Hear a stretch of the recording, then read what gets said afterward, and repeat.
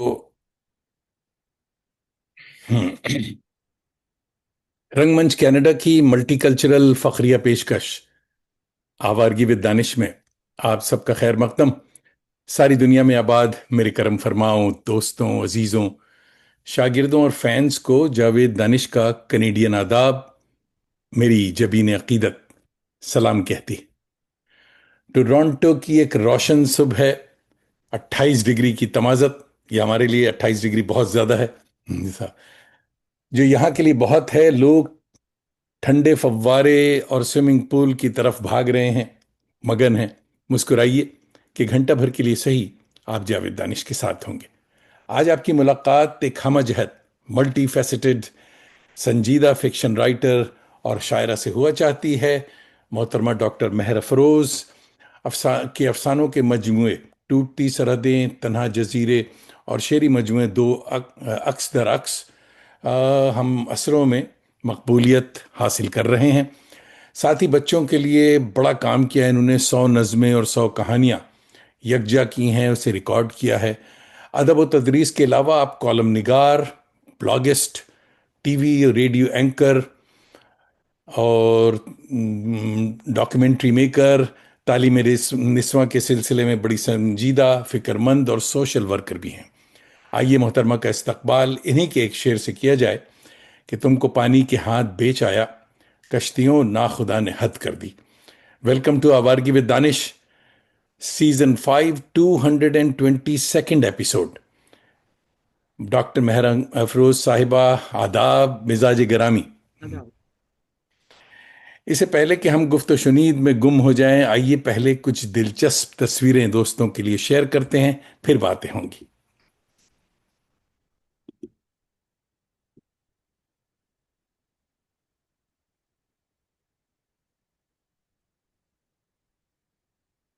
हम्म।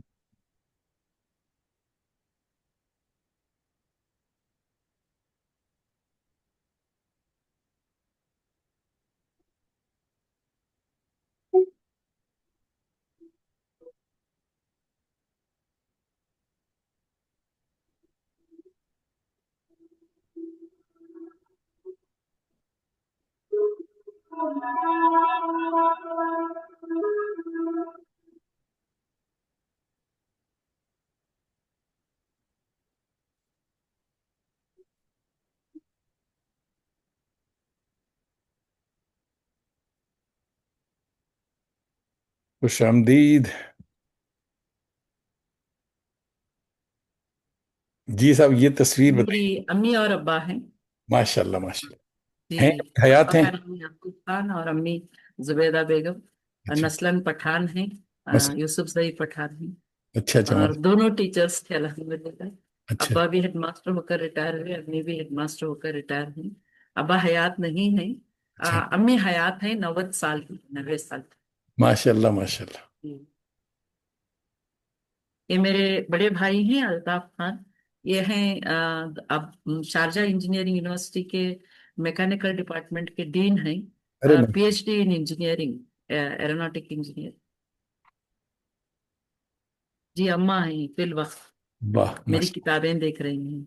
अल्लाह हयात दे, वाह वाह वाह। ये मेरे साहबजादे हैं इकलौते।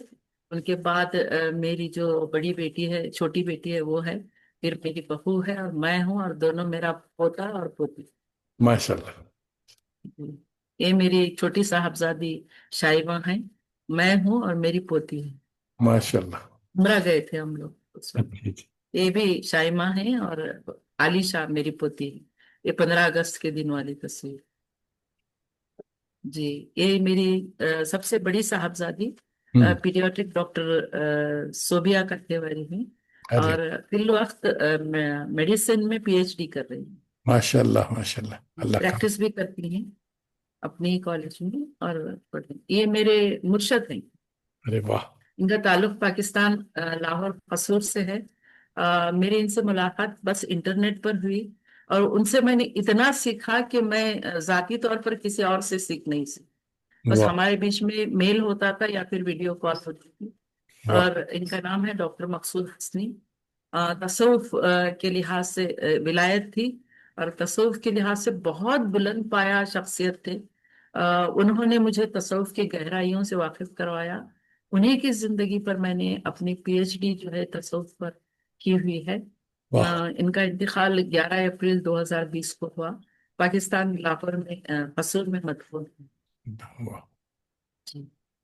ये मेरी पीएचडी वाली थीसिस है जो मैंने बाबा मकसूद हस्नी पर की था। वाह। ये मेरी मज़ामीन की किताब है, तन्हा जजीरे, जो अनखरीब शाया हुई है, मतलब पिछले साल इसका इजरा हुआ। दरियाख मैगजीन का नाम आपने सुना है, जो Yes. बॉम्बे से शाया होता है। 1918 में उन्होंने मेरे नाम से एक स्पेशल इश्यू निकाला था और वाह मेरे अदब को अपने मैगजीन में जगह दी थी। 2018 से मैं ख्वातीन विंग की मुदीरा हूँ दरियाख की। अच्छा। ये चिराग नूर है, यहाँ ही गुलबर्गा से निकलता है। उन्होंने 2024 में मेरे नाम का स्पेशल इश्यू निकाला था। वाह जी। ये खिरमन है, ये रिसाला मैंने 2015 में निकाला। इसकी तकरीबन मैंने 3 कापियां शाया की, फिर उसके बाद उसे बर्खी कर दिया। ये मेरी खिदमात के तौर पर जो है चिराग नूर वालों ने मुझे तौसीफी सनद अता की थी। और वो जो चोगा है वो पहनाया था मुझे वाह। उन्होंने वहां। और जी। माशाल्लाह चार जी। सौ 450 कमेंट्स इस तस्वीर पे आ गए मुझे। जी। जी। तौसीफी सनद दी गई थी। ये भी है डॉक्टर दिलशाद जो है, और उनका इंतकाल हो चुका है, लेकिन उनकी सोशल खिदमत की अ, याद में मुझे जो है बेहतरीन सोशल वर्कर के तौर पर चुना गया था और वहां मुझे अवार्ड दिया गया। माशाल्लाह।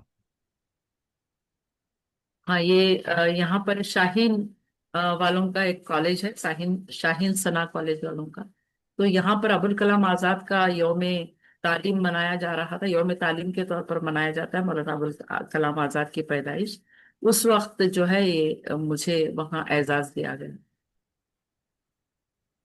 ये मुशायरा है, नातिया मुशायरा है। ये दूरदर्शन के लिए मैं इंटरव्यू के लिए गई थी, तो वहाँ दूरदर्शन के सामने बैंगलोर में ली गई तस्वीर। ये कन्नड़ में लिखा है ये। हाँ, दूरदर्शन बैंगलोर। जी, यहाँ पर एक महिला संघ है जो औरतों के सोशल वर्क के लिए अ, उनको एजाज देती है। तो यौम ख्वातीन के दिन पिछले साल मुझे एजाज से नवाजा गया। वाह। Be happy drives people crazy. चलिए साहब। जी।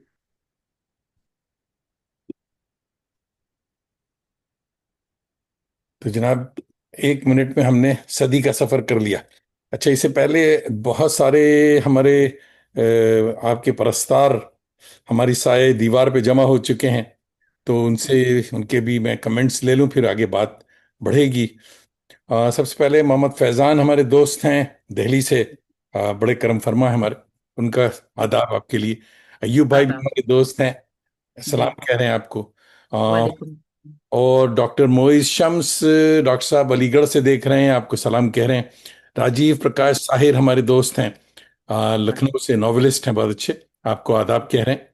आदाब।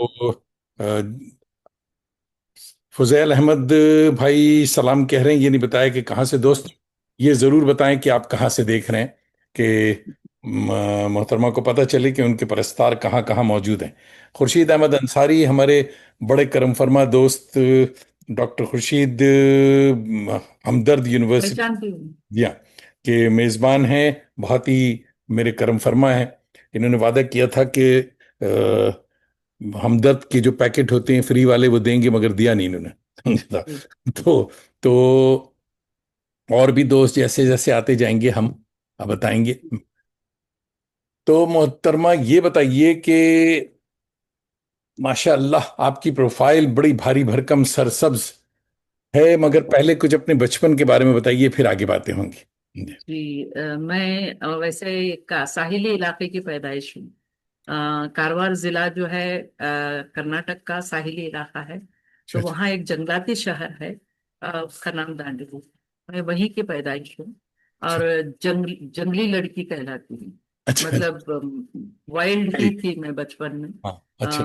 मतलब ये होता है कि बहुत ज्यादा जहीन बच्चे खुद से पहले पढ़ लेते हैं और फिर क्लास में बैठने के लिए हमें बंदिशें महसूस होती हैं, तो शरारत बहुत किया करती थी मैं। हाँ हाँ। और अक्सर क्लास से बाहर भेजा जाता था मुझे। अच्छा अच्छा। वैसे भी वालिदैन टीचर्स थे, तो मतलब एडवांस स्टडी होती थी हमारी। हम्म, तो हम्म, इस तरह जो है क्लास में कम और कुदरत में ज्यादा घूमना फिरना होता था मेरा।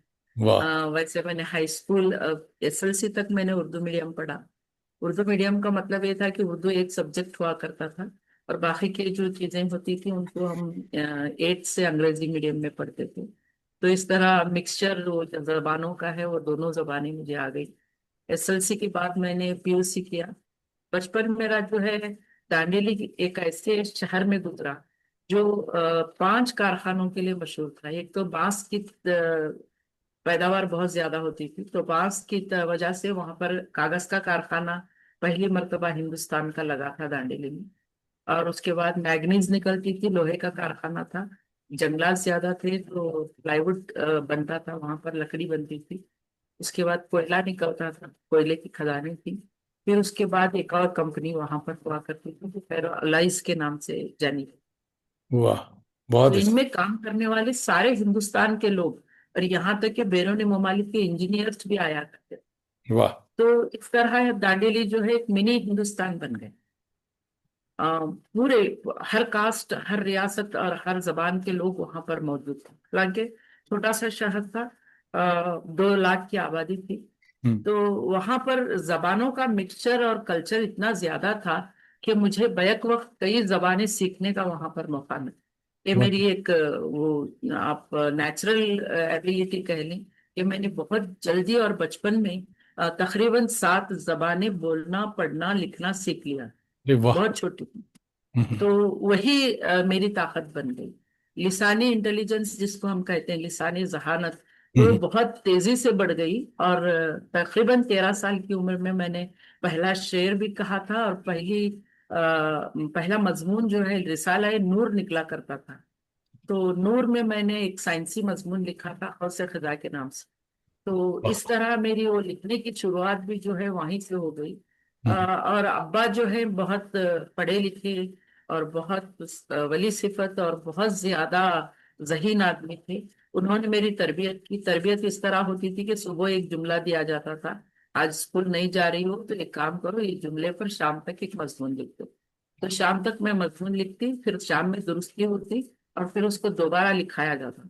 वाह, एक मिसरा दिया जाता था, फिर कहा जाता था कि इस पर शाम तक गजल होनी चाहिए। वाह, वाह। तो इस तरह हमारी तरबियत जो है घर पे। लिखने पढ़ने की जो है वहीं से शुरू हुई। मेरे मामू जो हैं वो कन्नड़ी और हिंदी के माहिर थे, तो हमारे मामू की तरफ से मैंने कन्नड़ी और हिंदी बहुत जल्दी सीख लिया। मेरी अम्मी जो है मराठी मीडियम से थी, मराठी महाराष्ट्र की जबान है। तो अम्मी की वजह से मैंने मराठी सीखी। अतराफ में जो है कोंकणी बोली जाती थी, चूंकि साहिली इलाके के लोग हैं। तो कोंकणी जो है हमारी वो सेकेंडरी लैंग्वेज बन गई। कन्नड़ी वाह, रियासती जबान है, वो भी हमने सीख ली। आ, ससुराल जो है गुजराती थी, तो वहां पर गुजराती सीख ली। गुजराती तो सीखी, इस वाह। तरह बहुत सारी जबानें सीखने का मौका मिला।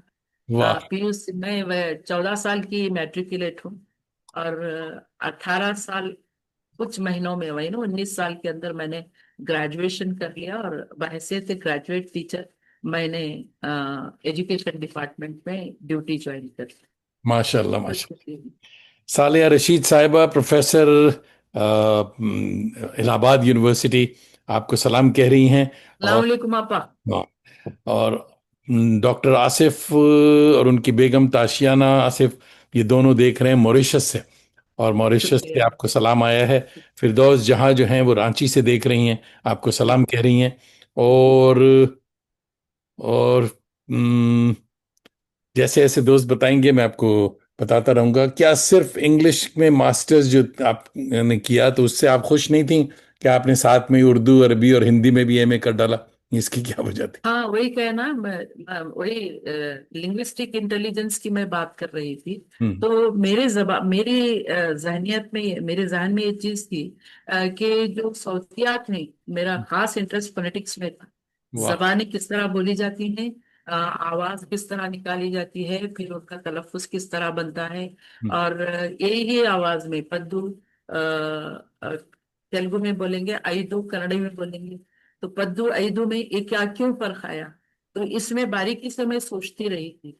तो मेरा इरादा ये था कि मैं पीएचडी करूं तो लिसानियात के अंदर करूं। जी। लेकिन जब मैं ड्यूटी ज्वाइन की और मुझे जब जैसे ही हायर पोस्ट मिला, तो मेरी मसरूफियात इतनी बढ़ गई कि मुझे 18 से 20 घंटे काम करना पड़ता था। मैं हम्म, अपनी पीएचडी पर तवज्जो ही नहीं दे पाई। हम्म, बस वो एमफिल तक मामला रुक गया मेरा। हम्म, मगर वो ख्वाहिश बाकी रही कि मैं पीएचडी करूं। तो फिर मैंने उसको छोड़कर मैंने क्या किया, वो इसमें तसव्वुफ में पीएचडी कर ली। और हम्म, मेरी वो जो डिग्रियां थी मैंने जिस मकसद से ली थी कि मैं कंपेरेटिव लिंग्विस्टिक स्टडी काम करूं, करें, तो वो बाकी रह वो गया। रहेंगे। हो सकता है आइंदा में अगर और कुछ करूं तो शायद उसी में करूं। नहीं, बहुत कुछ काम बहुत होता है। बहुत इंटरेस्टिंग सब्जेक्ट है वो। जी हाँ, जी हाँ। अच्छा साहब, कोलकाता से हमारी सबसे छोटी बहन निगार शाहिद देख रही हैं और आपको हाँ, सलाम कह रही हैं। और अल्हम्दुलिल्लाह। रिसर्च बीजापुर के पीर हाशिम किबला पर आपने किया। इस सब्जेक्ट की कोई खास वजह आप बताइए। हम्म, हाँ, अब्बा मतलब तसव्वुफ से बहुत करीब थे। हम्म, और ये हमारे खानदान के बारे में कहा जाता है कि नसीरुद्दीन चिराग दहलवी जो हैं, हम्म, दिल्ली के, हम्म। तो चिश्तिया सिलसिले चिश्तिया के, सिलसिले तो के। उनके साथ जो वहां से जो एक सिलसिला निकला, गुजरात आया। गुजरात से होते हुए वो सिलसिला बीजापुर तक आया। तो हम्म, वहां पर मेरे फोर फादर्स जो हैं, मेरे अब्बा की पांचवी नस्ल जो पहले की थी, तो उनके साथ खान है ना, यूसुफ जई खान है। हम्म, तो बॉडीगार्ड की हैसियत से वो हैं घोड़े पर। उनका शहसवार दस्ता उनकी हिफाजत के लिए औलिया कराम की वो लेकर आए थे यहाँ पर दक्कन में, बीजापुर का। हम्म, तो उनके मेरे दादा के जो मुर्शिद थे वो हजरत हाशम पीर थे। हाशम पीर बीजापुर के जो थे। हम्म, तो इस तरह हमारा उनसे खानदानी रवाबित तो पहले से हैं। जब सज्जादे साहब ने कहा कि इस पर काम करना बाकी है, साहब की बायोग्राफी नहीं आई है सवाने हयात, तो आप मेहनत करो इस पर, ये आपका खानदानी रिश्ता है। तो मैंने कोशिश की कि 2008 से उस पर तहकीक करूं, और फिर मैंने उस पर तहकीक की। और 2011 में किताब आई। और मैं एक बात हल्की सी कह दूं कि मैंने पूरी की तहकीक जो है मैंने ऐसे ही मेहनत से की। लेकिन जब मैंने किताब लिखी, बावजू और रोजे के साथ, माशाल्लाह, पूरा माशा। मैंने रोजा रखा पूरी किताब होने तक। और वाह, बावजू लिखती थी, जब भी एक जुमला भी लिखूं बावजू लिखती थी। तो इस बहुत तरह वो बहुत। किताब एक दिन में 2000 कॉपियां फरोख्त हो गई थी। माशाल्लाह, माशा। इशात के दिन, जिस दिन रिलीज हुई किताब, 2000 कॉपियां फरोख्त हो गई। वाह, वाह, वाह। जी। तो साहब, उतनी हाथों हाथ ली गई वो किताब। बड़ी बात। रशीद उस पर मजीद मैंने साहब जो तसव्वुफ हैं, पर 150 सफ़ात लिखे हैं उसी पर। तसव्वुफ पे बात होगी, ये तो बहुत हाँ, इंटरेस्टिंग है। हाँ, जी हाँ, बहुत ही हाँ, इंटरेस्टिंग हाँ। तफसील से बात होती है अभी। जी। कोलकाता से रशीद मजीद साहब देख रहे हैं, आपको सलाम कह रहे हैं। और शाहिद वालेकुम। फरोगी भी देख रहे हैं, कोलकाता से आपको सलाम कह रहे हैं। जी। और तो फिर आप, एक चीज ये भी है कि तसव्वुफ में जाने से पहले कुछ और बातें हम कर लें जल्दी जल्दी, कि जी। आपने अपना एक स्टूडियो बनाया हुआ है जिसमें बच्चों के लिए कहानियां खुद रिकॉर्ड करती हैं। कुछ इसकी जी। तफसील बताएं। हम्म, हाँ, तो ये बड़ा सा तो नहीं है टेक्निकली, लेकिन छोटा सा हमने एक कमरा बना रखा है। मैं वहां पर अभी बैठी हुई नहीं हूँ, क्योंकि आप बैकग्राउंड किताबों का चाहते थे।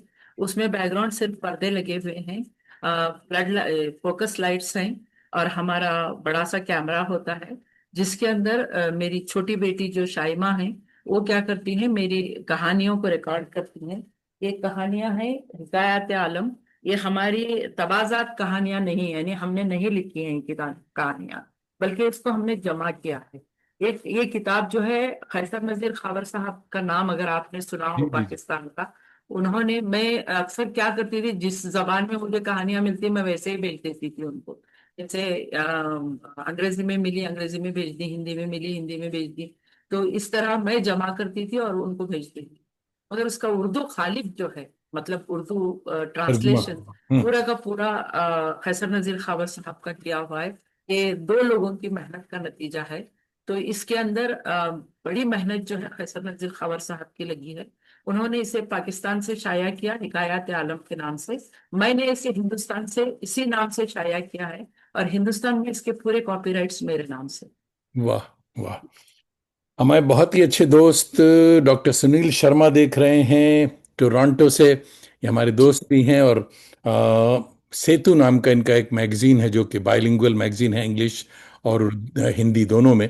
टोरंटो और मेरे ख्याल में पिट्सबर्ग से, शायद बताएंगे सुनील भाई कि दूसरा जो है वो कहाँ से निकलता है। बहुत काम कर रहे हैं ये, और बहुत बहुत शुक्रिया। सुनील भाई कह रहे हैं ग्रेट सर्विस टू आर्ट्स, और पहली बार आपके मुबारक कदम, आपकी वजह से पहली बार आए हैं, आपका भी शुक्रिया और सुनील भाई का भी शुक्रिया। तो वाह। कहानियों की बात हो रही, कनाडा में मैगिल यूनिवर्सिटी है टोरंटो, मॉन्ट्रियल में। जी।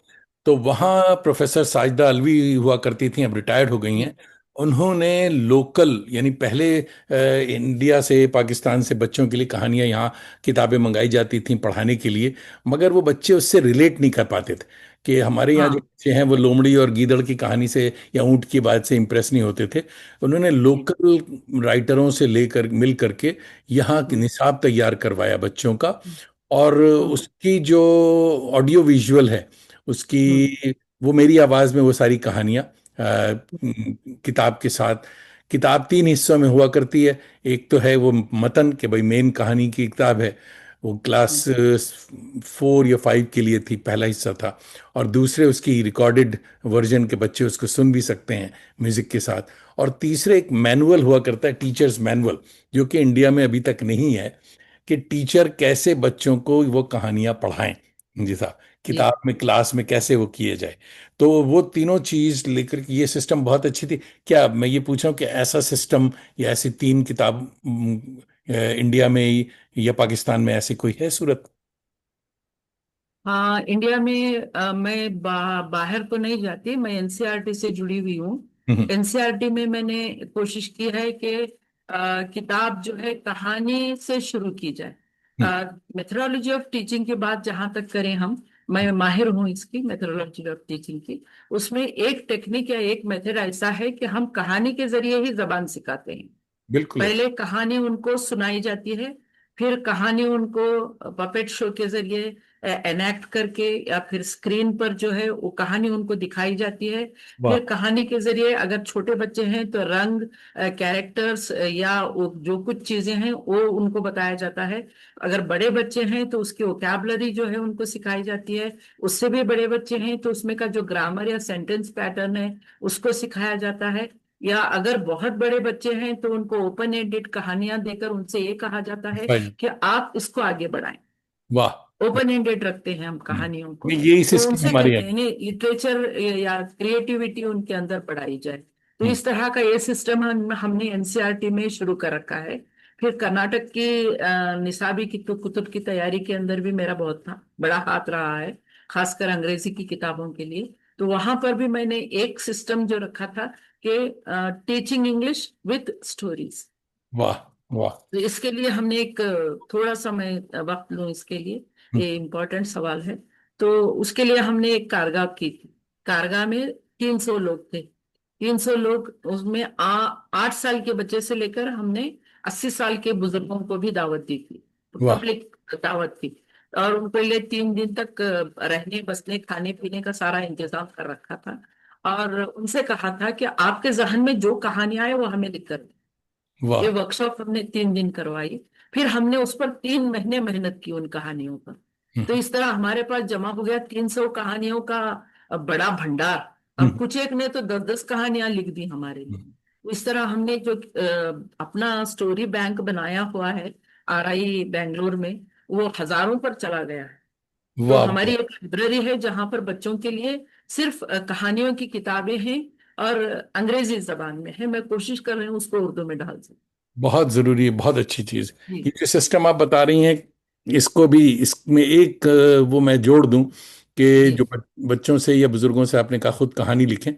हम यहाँ उर्दू जो पढ़ाने का मामला करते हैं, उसमें ये करते हैं कि बच्चों को उर्दू थ्रू थिएटर के ड्रामे के जी। जरिए बच्चों को, यानी क्लासरूम में बच्चों को यानी यहाँ बर्फ पड़ती है सर्दियों में, बच्चे जो है इस क्लास आने के लिए उनको प्रॉब्लम होती है, या अम्मा जो हैं, अम्मी टाल देती हैं कि आज बहुत स्नो पड़ी, नहीं जाएंगे। जी। जी। उसमें क्लासेस में अटेंडेंस कम हो रही थी, और ये क्योंकि गवर्नमेंट की तरफ से ये क्लासेस होती हैं, तो मिनिमम 24 स्टूडेंट्स अगर कम हो जाए तो वो क्लास ख़त्म हो जाती है। तो उसको बरकरार रखने के लिए हमने ये सोचा कि भाई क्या किया जाए कि क्लास फुल रहे। तो उसमें ड्रामा इंक्लूड किया हमने। तो वो अच्छा। क्लास ड्रामा उसका नाम दिया। और उसमें ड्रामे में छोटे छोटे ड्रामे पहले हमने खुद लिखे। और उन ड्रामे में बच्चों को ये नहीं, नॉर्मल ड्रामा ये होता है कि क्लास टीचर जो बेस्ट स्टूडेंट होते हैं उनके ऑडिशन दे करके उनको तैयार करता है, फिर सालाना प्रोग्राम में वो पेश किया जाता है। हमने कहा कि नहीं, कोई सालाना प्रोग्राम नहीं होगा, every day, every weekend is सालाना। इसमें हर बच्चा जो क्लास का है वो सब पार्ट लेगा। और 24 के 24 बच्चों को रोल बदल बदल के रोज हर दफे दिया जाता था। ये तो हाँ। उससे ये होने लगा कि जो बदमाश बच्चा है उसको देख करके शरीफ बच्चे का रोल के जी, बार बार शरीफ एक्टिंग करने कर। लगी। और जो बिल्कुल सीधा साधा है उसको एक बदमाश का रोल, कि उसके अंदर जरा सा जी। बोल्डनेस आए। वो लड़की जो बिल्कुल बात नहीं करती थी उसको जी। दिया गया कि वो बोलने के कॉन्फिडेंस उसके अंदर आए। तो ये इन क्लास ड्रामा सीरीज जो है बहुत ही कामयाब और बहुत ही जी। अच्छी कोशिश थी।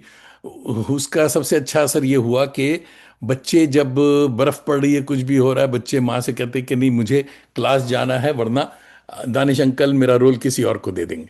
तो इसलिए वो जी। क्लास फिर भरने लगी। और सिर्फ उसके लिए नहीं, जो दूसरे भी बच्चे थे उनको भी बताया जाने लगा। दोस्तों ने बताया कि साहब हमारे यहाँ क्लास में रोज ड्रामा होता है।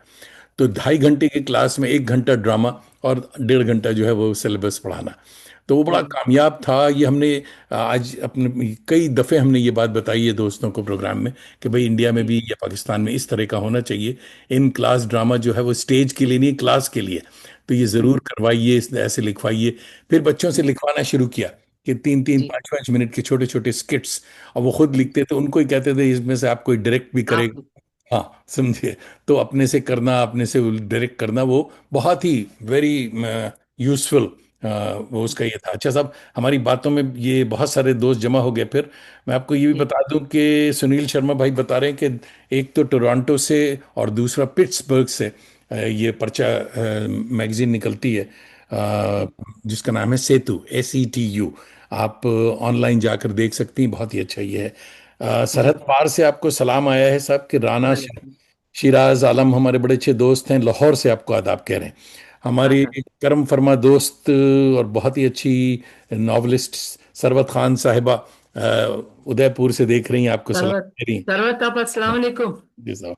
और उस्माना जमाल साहिबा देख उस्माना, रही अस्सलाम वालेकुम। हैं। सारी जी दोस्त हैं साहब, मेरी। सब सारे दोस्त लोग हैं। हाँ। जफर आलम साहब फरीदाबाद से देख रहे हैं, आदाब कह रहे हैं। शब्बीर भाई हमारे कोलकाता से देख रहे हैं। कोलकाता से हैं जी। शबीर भाई, आदाब। शब्बीर भाई भी बहुत अच्छे दोस्त, और आजकल परेशान थे, इनकी वालदा बीमार थी। हाँ, हाँ, और ऑपरेशन हो मगर गया अल्लाह था। का शुक्र है कि तबीयत कुछ ठीक है, इसीलिए ये प्रोग्राम में भी आ गए। बहुत बहुत शुक्रिया। और मुश्ताक अहमद भाई हमारे बहुत अच्छे दोस्त हैं और मल्टीलिंगुअल शायर हैं ये। अस्सलाम वालेकुम नूरी सर। देखिए मुश्ताक भाई जो हैं ये, कौन से मुश्ताक भाई, मैं देख लूं। ये सब बही ख्वार, बहुत अच्छे बहुत दोस्त और भाई हैं। सारे दोस्त, सारे हजरात जो हमारे बड़े अच्छे जी। दोस्त हैं। और मैं एक बात जोड़ दूं, आप जो कह रहे थे जी जी जी। उसमें। जरूर। हमने, जैसे आपने अभी कहा कि बच्चों से आपने ड्रामा करवाया, तो जब हम वो अंग्रेजी, यहाँ पर अंग्रेजी पहली जमात से पढ़ाई जाती है, थर्ड लैंग्वेज के तौर पर, कुछ सेकंड लैंग्वेज, कुछ फर्स्ट लैंग्वेज के तौर पर।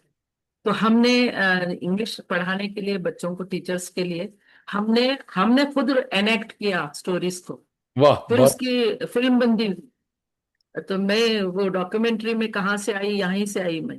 अच्छे तो अच्छे। फिल्म बंदी हुई उसकी। फिर हम्म। हमने वो स्कूल्स में ले जाकर टीचर्स को हाँ, दिखाया। बहुत टीचर्स से कहा कि आप इस तरह करेंगे। बहुत वो अच्छे। टीचर्स ने एनेक्ट किया। तो उसकी फिल्म बंदी हुई। आप यकीन ना करें, अभी तक मेरे पास 250 फिल्म हम्म, सीरीज हैं जो स्कूल्स में इस्तेमाल होती। बहुत अच्छे, बहुत अच्छे। जी। खुर्शीद अहमद अंसारी भाई कह रहे बच्चों के लिए उर्दू ज़ुबान में बेहद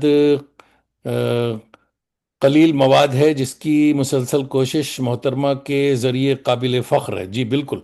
जैन रामिश भाई देख रहे हैं और आपको कह रहे हैं बहुत कारामद गुफ्तगू बेशकीमत इतलात की फराहमी के लिए शुक्रिया। बहुत शुक्रिया जैन भाई। अंजुम बाराबंकवी हमारे बड़े अच्छे शायर दोस्त हैं और देख रहे हैं भोपाल से, आपको सलाम कह रहे हैं। और वालेकुम। हाँ, मुश्ताक भाई हमारे स्वीडन वाले दोस्त हैं, ये स्वीडन से देख जी। रहे हैं। और काफ़ी अरसे के बाद आए हैं, इसलिए मैं भूल गया था ये कौन से मुश्ताक है। एक दिल्ली यूनिवर्सिटी में भी मुश्ताक है, तो ये वो नहीं है, ये स्वीडन वाले दोस्त हैं। दोस्तों, उस्माना जमाल कह रहे हैं आप दोनों को देखकर बहुत खुशी हो रही, जैसे मुलाकात हो गई, बरसों की ख्वाहिश पूरी हो गई। जी लाजवाब जी। प्रोग्राम। बहुत बहुत बहुत शुक्रिया। अच्छी दोस्त थे जी, मेरी। उस्माना जमाल हमारी भी बड़ी अच्छी दोस्त हैं। और अच्छा साहब, वक्त बहुत, सवाल बहुत, और वक्त कम। जी हम जल्दी जल्दी इसको वो करेंगे। अच्छा, बहुत सारे सवाल हमने डिस्कस कर लिए।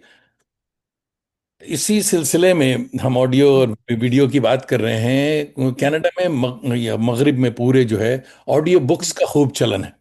यानी हाँ, हमारे प्रोफेशनल पास बड़े ऑडियो बड़े बुक्स भी। राइटर्स जो हैं, उनकी किताबें दूसरा कोई बड़ा राइटर पढ़ता है और वो हम्म करता है। बहुत पहले, आज से 20 साल पहले इसके ऊपर हमने काम किया है और ऑडियो हम्म बुक्स बनाई हैं। तो हम्म। और वो कैसेट्स जो हैं वो बिकती भी हैं। इंडिया में ये सिलसिला है क्या, बताइए। कुछ जी, लोग। इन RI एक ऐसा इंस्टीट्यूट है, regional institute of English, South India, Bangalore, hmm. जो पूरी दुनिया से ताल्लुक रखता है। हाँ, हाँ। वहाँ की ऑडियो लाइब्रेरी और वीडियो लाइब्रेरी इतनी शानदार है कि वाह, देखने से बनती है। तो वाह। वहाँ पर बैठकर मुझे सारी दुनिया के लाइब्रेरीज और ऑडियो और वीडियोस को देखने का मौका मिला। हम्म। आप टोरंटो की बात करें, कनाडा की बात करें, मैंने कनाडा के स्कूल्स वहां बैठकर देखे।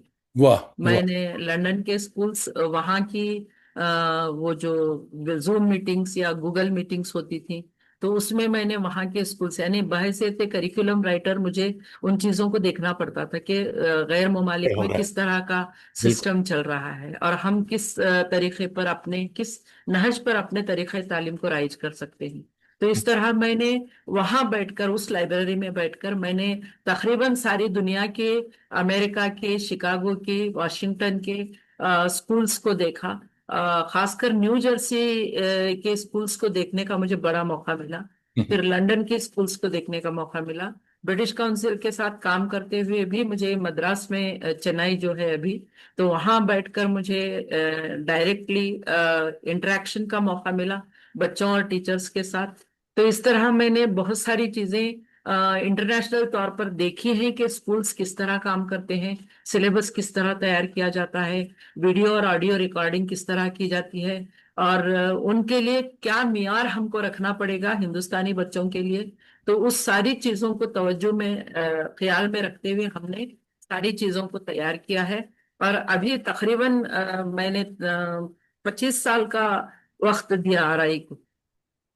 25 साल में हमने इतना मवाद तैयार कर लिया है कि अभी जो 2024 का जो NCERT का सिलेबस बना, या हमारा कर्नाटक का जो सिलेबस बना, उसकी बुनियाद उन चीजों पर रखकर बनाई गई। वाह, वाह। इतना एडवांस हमने काम किया था, इसलिए मैंने कहा कि मैं 18 से 20 घंटे काम किया करती थी उन दिनों। बहुत अच्छे। शौकत तारा चौधरी साहिबा देख रही हैं, कह रही हैं लाजवाब प्रोग्राम, माशाल्लाह। बहुत बहुत सादिका नवाब सहर साहिबा भी अस्सलाम हम वालेकुम मुंबई से देख सादिका रही हैं। साहबा। जी साहब। और आपकी बातें इतनी अच्छी चल रही हैं कि बहुत सारे दोस्त जमा हैं। अ, अच्छा साहब, जनता ये पूछ रही है कि आप इतना मल्टी फैसेटेड वेंचर्स जो करती हैं, आप कैसे जी। करते हैं, पहली बात तो ये। और हुजूर वाला, नाश्ते में क्या खाती हैं आप जो इतना काम होता है? अच्छा, सुबह में नाश्ता करते ही नहीं हूँ। अरे वाह। बस कुछ फल लिया, चाय ले ली या कुछ बिस्किट ले लिए। अच्छा मैं अच्छा। अभी, हाँ, पहले तो नहीं। जी। पहले मैं क्या करती थी, पेट भर नाश्ता ही कर लेती थी जब जॉब को जाती थी।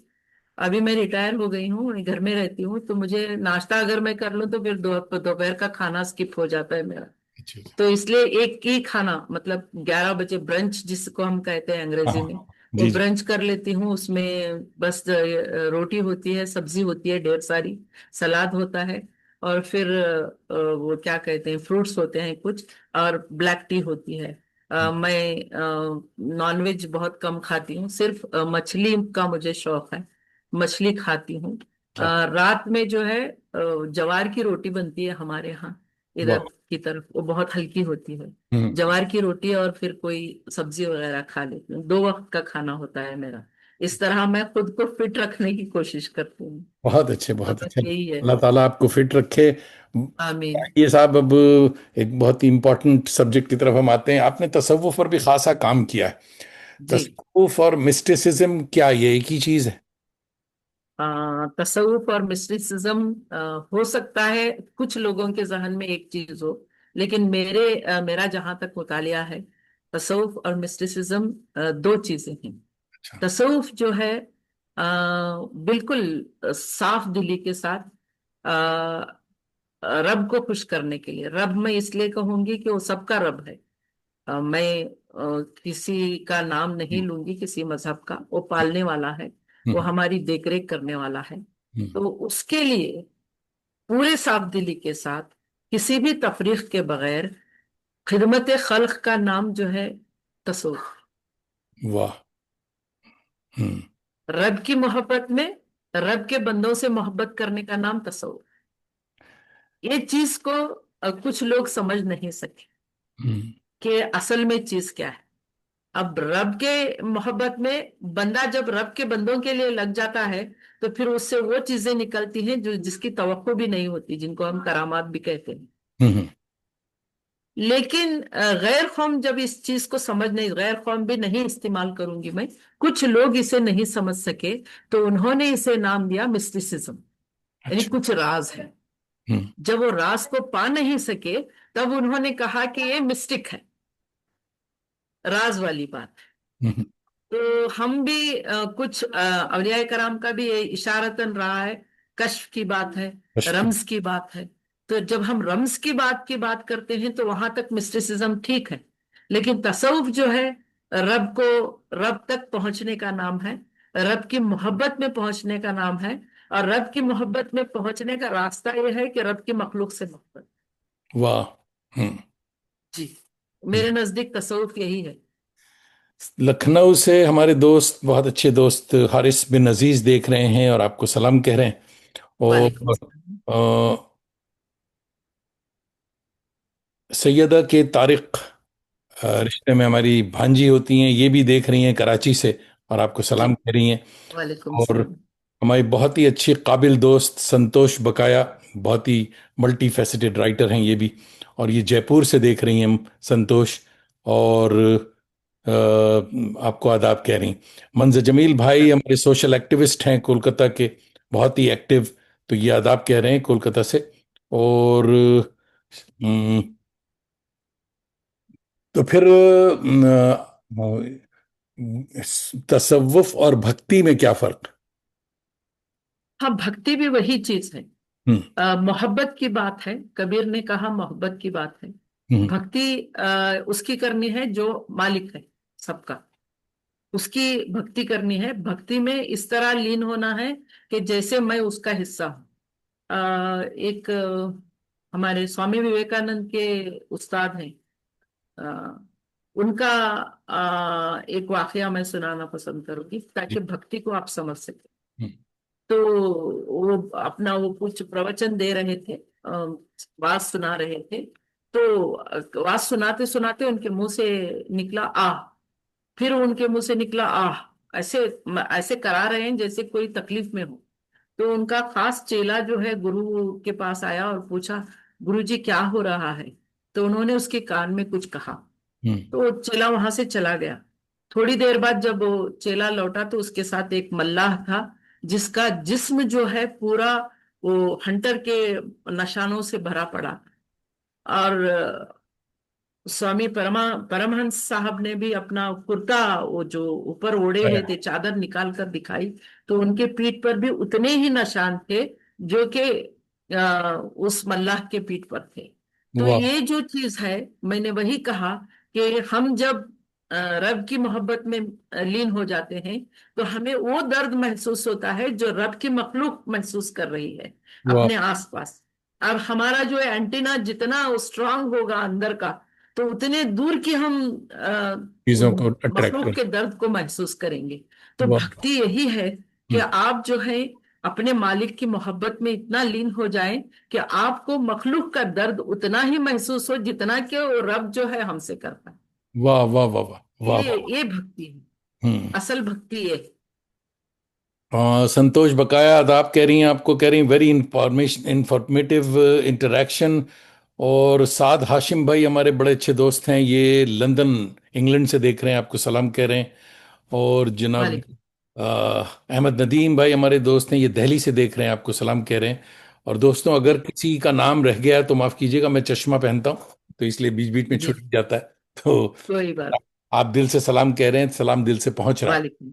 तो वालेकुम। अब ये भी बताइए कि फिक्शन की ये सदी है, नॉवेल का जमाना है, हम असरों में जी। आप किससे मुतासिर? शमैल साहब थे। हम्म। गुजर गए। उनका नॉवेल लिखने का अंदाज में डेप्थ था, यानी हम्म। इंसानी नफ्सियात उन्होंने बरती है। जौखे साहब थे। हम्म। लेकिन जौखे साहब बाद में अच्छा लिखते थे, इब्तिदा में तो उन्होंने बहुत अच्छा लिखा। लेकिन बाद में जो है वो खुद कंफ्यूजन का शिकार हो गए। यानी हम्म। बहुत ज्यादा लिखने की हाँ, मतलब ज्यादा। क्या जूत पोई के अंदर दाखिल ठीक है। होकर उन्होंने कुछ ऐसा मुबहम लिख दिया कि खारी से जुड़ नहीं पाए। हम्म। जबकि शमील अहमद खारी से जुड़े रहे आखिर तक। आखिर तक। सादिका नवाब सहारा है हमारे जमाने की। औरतों में एक ही आवाज है फिल वक्त में। वो भी सालिहा आपा हैं, वो भी अच्छा लिखती हैं। मैं बहुत ज्यादा मुतासर हूँ कुरातुल हैदर से। हम्म। और एक और नाम है जो मुझे बहुत पसंद है, पता नहीं लोगों का क्या ख्याल है। नजमा महमूद है। हमारे अलीगढ़। अलीगढ़ वाली। हम्म। नजमा महमूद का लिखने का अंदाज इतना शानदार है, हम्म। इतना गहरा है कि उनको समझना बहुत मुश्किल होता है कभी कभी। हम्म। लेकिन बात बहुत पते की करती हैं, और खुरतुल्लाह हैदर की शायद वो शागिर्दा रह चुकी हैं। वो हम्म। खुरतुल्लाह का अंदाज जो है उनके पास आया हुआ है। मैंने नावल लिखने की कोशिश की, मगर मेरे पास इतना वक्त नहीं है कि मैं नावल को वक्त दे सकूं। हम्म। पहले जो लिखे हुए दो नावल थे मेरे, एक शाया हो चुका है, एक तो अभी पड़ा हुआ है। मैंने उसको शाया नहीं करवाया कि आउटडेटेड हो गया है वो। इसके अलावा भी बहुत सी वाजिदा तबस्सुम थी, जरा न्यूड थी, मतलब मगर कुछ गैर हकीकत में। अखलाकी चीजें भी उन्होंने लिखी। लेकिन औरतों की नफ्सियात के साथ जो उन्होंने खुदाई की है, मतलब औरत की नफ्सियात की बात जो उन्होंने की है, वो इस्मत चुगताई साहिबा के करीब पहुंचने की उन्होंने कोशिश की, मगर पहुंच नहीं सकी। इस्मत चुगताई जबरदस्त थी। हम्म। उनको बस वो हमारे क्या कहते हैं वो कबील के अलंबरदारों में से थी औरतों के। बिल्कुल। लिख रही है बहुत से खातिन, हिंदी में बहुत अच्छा लिखा जा रहा है उर्दू की बनिस्बत। अगर हिंदी को पढ़ लिया जाए तो फिर हो सकता है कि, और एक और चीज है, हमारी औरतें अभी झिझक रही हैं। हम्म। एक निसाई स्ट्रांग आवाज थी, मजबूत आवाज थी फातिमा तबस्सुम की, जौकी की वाइफ की। बेचारी का कुछ इंतकाल नहीं। हो गया। अगर वो जिंदा होती तो शायद कुरतुन हैदर या फिर इस्मत चुगताई को टच कर सकती थी। वाह। वो नहीं है हमारे बीच में। हमारी सादिका नवाब साहिबा भी लिख रही हैं। लेकिन फिर भी कहीं लगता है कि उनके पास एक आड़ है अभी। अभी वो उतना खुल नहीं पाई हैं जितना कि उनको खुलना चाहिए था। हम्म। मैं न्यूडिटी की बात भी नहीं करती, मैं वो सेक्स वाली बात या चरबे वाली बात भी नहीं करती। एक और भाई हमारे हैं तुख्मे खून, जिन्होंने लिखा है, सगीर अहमद। पता नहीं वो कहाँ गायब है आजकल इन दिनों। हम्म। तुख्मे खून अगर आपने पढ़ा है, देखा है अगर आपने, या नहीं। पढ़ा है आपने, तो वहां लगता है कि वो नॉवेल लिखने की जो आग है तुख्मे खून के अंदर, वो कहीं अधूरी रह गई है। सगीर अहमद अगर लिखते, अगर लिखना भी चाहिए उनको, है अभी तक सगीर अहमद में टच में नहीं है। वो अगर लिखते तो शायद बहुत शानदार। शब्बीर भाई ने भी बहुत अच्छा लिखा है। शब्बीर भाई का नॉवेल का लिखने का अंदाज बहुत मुझे बहुत ज्यादा पसंद है। बदरुद्दीन। वो जाते हैं, मतलब खुलकर बात करते हैं, जैसे शमील अहमद करते हैं। शमील अहमद के पास थोड़ा वो न्यूडिटी और सेक्स की बात ज्यादा बढ़ जाती है। शबीर अहमद के पास वो चीज थोड़ी दबी रहती है। सगीर अहमद के पास भी थोड़ी दबी रहती है। लेकिन हमें उन चीजों की आज जरूरत नहीं है। हमें उन चीजों की जरूरत है जो हमें आज के जमाने में राह दिखा सके। तो मुझे उम्मीद है कि उर्दू नॉवेल निगार ऐसे बहुत हैं जो लिख सकते हैं, और उनको लिखना भी चाहिए। अगर अभी मैं तो फुर्सत में हूँ, इंशाल्लाह कोशिश करूंगी कि कोई ऐसी चीज लिख सकूं ताकि मैं बता सकूं कि किस तरह और क्या लिखना चाहिए हम लोगों को। वाह। जी। वाह। एन ताबिश भाई देख रहे हैं गया से, कह रहे हैं जावेद दानिश सलाम भाई, वालेकुम। महर अफरोज साहिबा को बहुत जी बहुत मुबारक सलाम। जी और सरवत कह रही हैं गुफ्तगू आप बहुत अच्छी कर रही हैं माशाल्लाह, बहुत जी। बहुत शुक्रिया। और कड़वे करेले भी बहुत अच्छी आई थी उनकी, सरवत साहब। सरवत साहिबा जी हाँ, किश्वर हाँ, उनके शमशाद पास भी। वो नख्तर है। हम्म। सरवत के पास नख्तर है। सरवत लिख सकती हैं। किश्वर शमशाद आपको सलाम कह रहे हैं, कहाँ से मुझे अभी नहीं पता। वालेकुम सलाम। और सरवत कह रही हैं ऐसी बात नहीं, उर्दू में भी बहुत अच्छा लिखा जा रहा है जी, बिल्कुल। जी। जफर मोहिउद्दीन साहब आपको सलाम कह रहे हैं हैदराबाद से। वालेकुम सलाम। जफर कैसे हैं? तो जफर साहब से टच में हैं आप? बिल्कुल बिल्कुल, जफर हाँ, साहब का इंटरव्यू कर तो चुके जफर हैं। साहब का गला पकड़ लें, आप आ सकते हैं बेंगलुरु। अच्छा, मैं पकड़ती हूँ अभी जफर का ठीक गला। ठीक। तो आपको बुला तो लेंगे। हाँ, हमारे पास वक्त वाकई वक्त बहुत कम रह गया है। तो आपकी करिश्मा साजी में सोशल वर्क भी शामिल है, जी। इसके बारे में भी बताएं कि ये अच्छा, तालीम मेरा सोशल वर्क लड़कियों की तालीम के लिए हाँ। है। हम्म। मेरा वर्क फील्ड जो है, ऐसा इलाका है जो HIV अफेक्टेड प्रोस्टिट्यूट्स का इलाका है। तो फिर आप अभी तो नॉवेल की बात करें, नॉवेल तो आपके पास हाथ में। हाँ, नॉवेल है मेरे पास। यही लिखने के सब लिए कुछ फुर्सत लिखने नहीं के। थी बस। अच्छा, फुर्सत नहीं। तो हाँ, तो वहां पर मैं बच्ची के साथ, मेरी जो है मेडिकल टेस्टिंग के लिए जाते थे हम उन औरतों की। जो हम्म। एरिया कहलाता है हमारा, जो वो मखसूस एरिया है, रेड लाइट एरिया। हम्म। तो वहां जाया करते थे, और HIV टेस्ट पॉजिटिव अगर है तो उनको अलहदा रखकर उनका इलाज, दवा वगैरह, और फिर उनको उनके साथ किस तरह सुलूक किया जाए। वो नहीं तो बिल्कुल वो पिछड़े लोगों के साथ जिस तरह सुलूक होता है जानवरों जैसा, वैसा सुलूक होता था उनके साथ। तो उनकी तालीम और तरबियत के लिए हम वहां पर जाते थे। तो वहां पर ऐसी बच्चियां भी थीं जो HIV पॉजिटिव नहीं थी, हम्म। मगर HIV पॉजिटिव पेरेंट्स की वजह से उनको स्कूल में दाखिला भी नहीं मिलता था। तो ओहो। ऐसी वहां से हमने तकरीबन 150 बच्चियों को उठाया है। उनको अलग अलग हॉस्टल्स में रखा है, मेडिकल सर्टिफिकेट्स के साथ में उनको पढ़ाया है। उसमें कि आप यकीन माने, 15 लड़कियां ग्रेजुएशन कर चुकी हैं वाह। अभी तक। मतलब हमने बहुत गहराई से काम किया वहां पर। कुछ एक नौकरियां कर रही हैं, अपने इलाकों में मदद कर रही हैं। और अभी जो जनरेशन निकल रही है उनके अंदर चेंज है। नहीं तो एक थर्ड जनरेशन में आकर प्रोस्टिट्यूशन का जो वो तस्वर रहता है, वो अय्याशी में तब्दील हो जाता है। तो उसको हमने रोकने की कोशिश की है। यानी मजबूरी में प्रोस्टिट्यूशन करना अलग चीज है, और हम्म। दूसरे नजरिए से करना अलग चीज है। तो उसको हमने फर्क को वाजिया किया है वहां पर। वहां पर हमारे एक हिंदू भाई ने, जो ऑयल मर्चेंट है यहाँ के बहुत बड़े, वहां उन्होंने दो स्कूल्स खोली हैं। एक कन्नड़ी बच्चों के लिए कन्नड़ी स्कूल, और उर्दू बच्चों के लिए उन्होंने डॉक्टर जाकिर हुसैन के नाम से उर्दू स्कूल खोली है। वाह। तो उस उर्दू स्कूल में हम बच्चों का दाखिला करवाते हैं। 7वीं तक वहां पढ़ाते हैं, हफ्तुम जमात तक। फिर वहां उठाकर उनको गवर्नमेंट हाई स्कूल में दाखिला दिलाते हैं।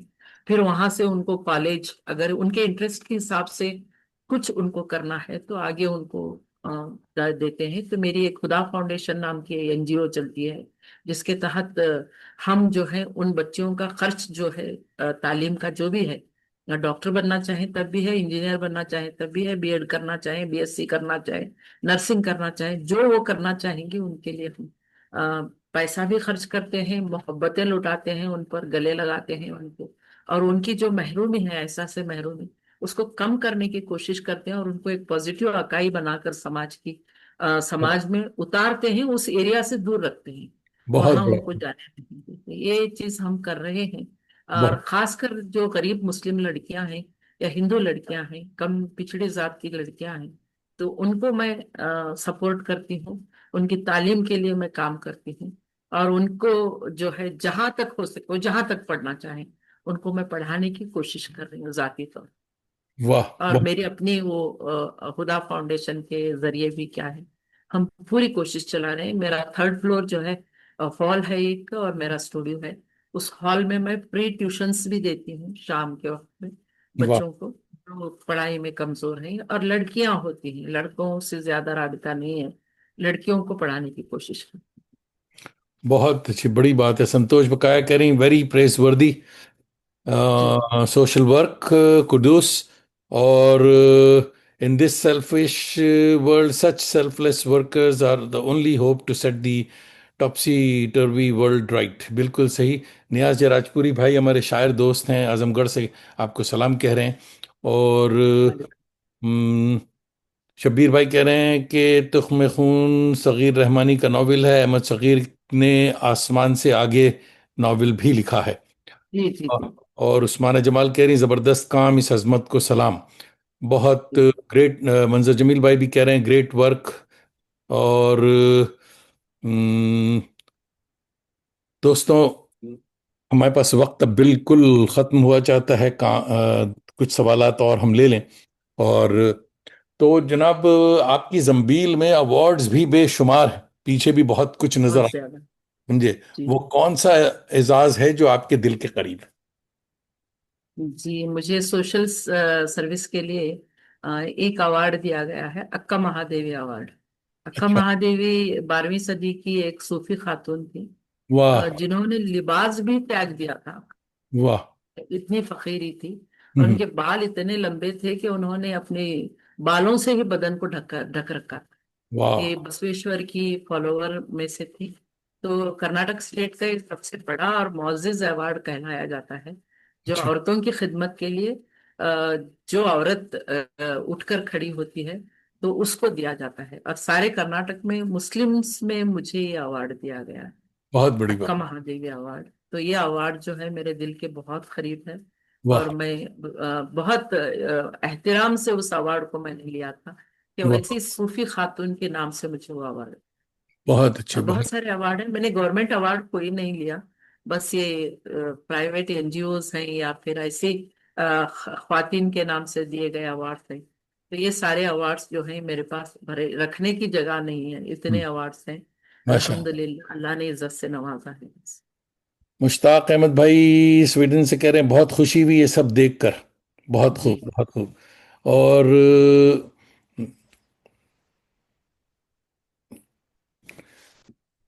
तो वक्त की आइसक्रीम घुल चुकी, घुल नहीं रही अब वक्त नहीं है बिल्कुल। तो जी। स्ट्रेस और एंजाइटी के इस दौर में सुकून के लिए आप क्या करती हैं? पुरसुकून हैं आप? हाँ, अल्हम्दुलिल्लाह। ये चीज जो है, एक चीज जो मैंने निकाली है अपने दिल से, दुनिया की मोहब्बत है। वाह।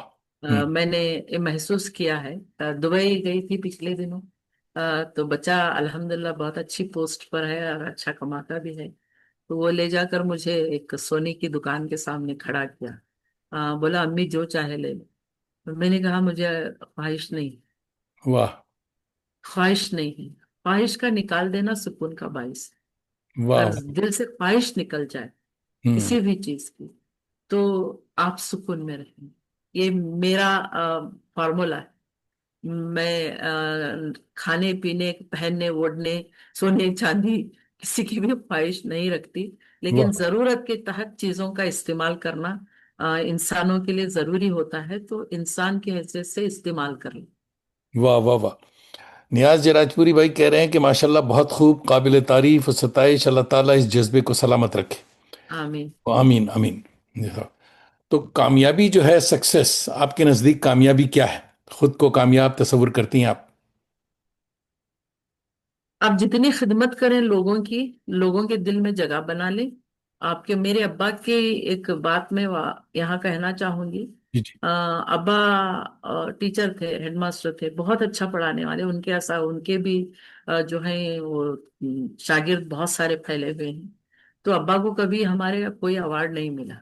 वो फकीर की जिंदगी देखा ना अपने लिबास, हम्म। वो एक जुब्बा और पाजामा पहने हुए, सर पे टोपी डाले निकल जाते थे पढ़ाने के लिए।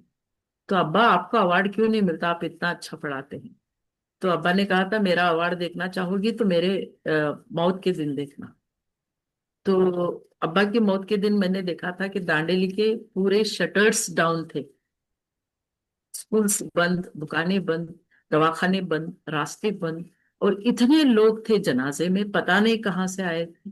इतने लोग थे कि नमाज पढ़ने के लिए जगह नहीं बची थी, नमाज जनाजा पढ़ने की। ओहो हो। तो ये जो है असल अवार्ड है, असल कामयाबी है। हम्म। मैं चाहूंगी कि मेरी कामयाबी भी ऐसी ही हो। वाह। वाह। हालांकि मुझे बहुत अल्लाह ने नवाजा है। अच्छी औलादें दी हैं, बहुत अच्छी जिंदगी दी है, बहुत अच्छी जॉब मैंने एंजॉय की है, बहुत बड़ा प्रोफाइल मैंने लिया है जिंदगी का। लेकिन मेरी भी यही ख्वाहिश रहेगी कि मेरी नमाज जनाजा के दिन लोगों को दिल भर की जगह न मिले। ये सबसे बड़ी कामयाबी, वाह वाह वाह ये वाह। चाहूँ। बहुत जरूर जरूर इंशाल्लाह। तो क्या कामयाबी के लिए नाकामी भी जरूरी है?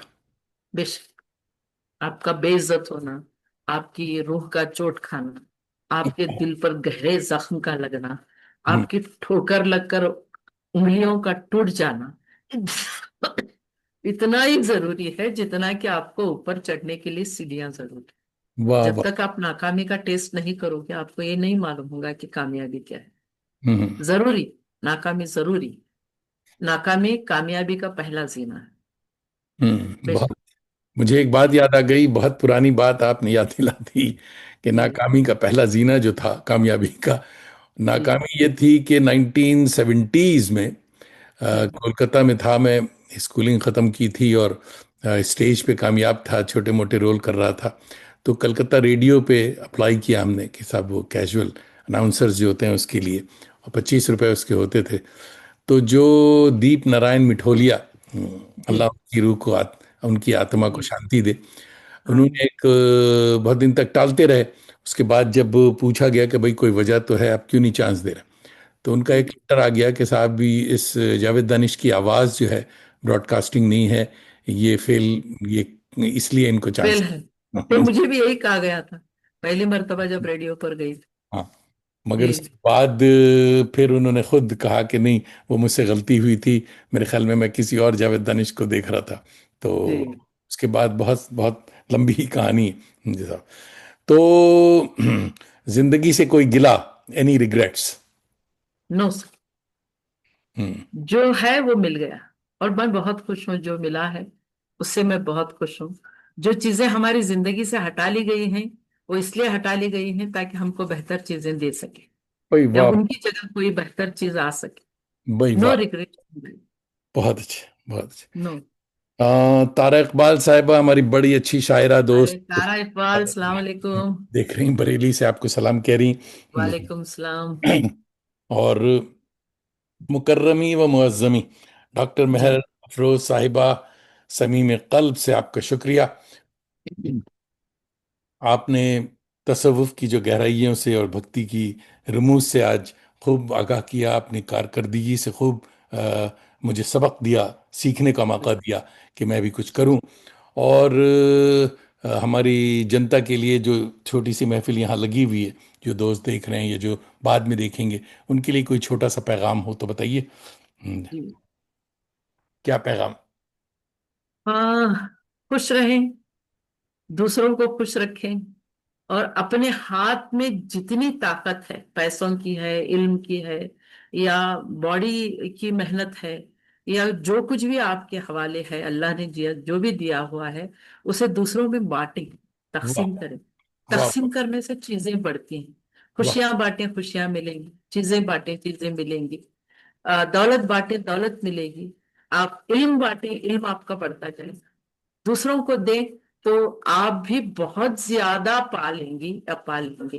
तो इसी पैगाम के साथ मैं इजाजत चाहूंगी, दानिश भाई अगर इजाजत है तो इजाजत चाहूंगी। वाह। बस यही मेरा पैगाम। खुश रहें बस। हमारे दोस्त शफीक भाई टोरंटो से देख रहे हैं जी। और मदरसे में देर से आए हैं, तो मगर आदाब कह रहे हैं आपको। जी। मंजर जमील भाई कह रहे हैं बड़ी अच्छी गुफ्तगू रही। तो दोस्तों, आप सबका भी फर्दन फर्दन शुक्रिया। हर हफ्ते सैटरडेज मेरी सुबह और आपकी शाम, आप न सिर्फ हमारी आवारगी को वक़ार बख्शते हैं, बल्कि अपनी दोस्ती का भरम भी रखते हैं। उर्दू के बहुत शुक्रिया। कार्यक्रम शहसवारों को आवारगी पे राग़िब किया करें, और साथ ही हमारी यूट्यूब चैनल को सब्सक्राइब करने का हुनर भी बताया करें। बुजुर्गों ने कहा है कि ये बड़े सवाब का काम है, क्योंकि दिल से दिल को राह और चिराग से चिराग तादेर रोशन रहा करता है। अगले हफ्ते जुलाई 15 2025 हमारी मायानाज मेहमान होंगी मोहतरमा डॉक्टर नईमा जाफरी पाशा साहिबा। ज़रूर अच्छा। चलिए जी जी साहब। जरूर। अब तो जाते हैं बुत कदे से मीर, फिर मिलेंगे अगर खुदा लाया। तो लेट मी रैप अप। तो जनाब,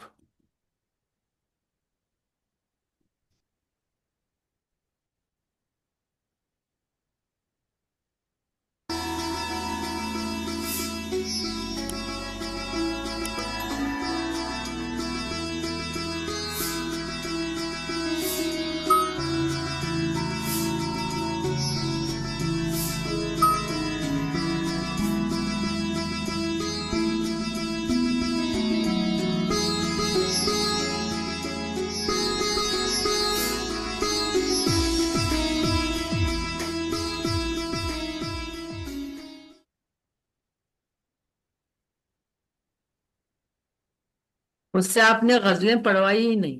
एक मिनट, एक नवाजिश दोस्तों, करम, शुक्रिया। एक सेकंड में इसे रैप अप करूं और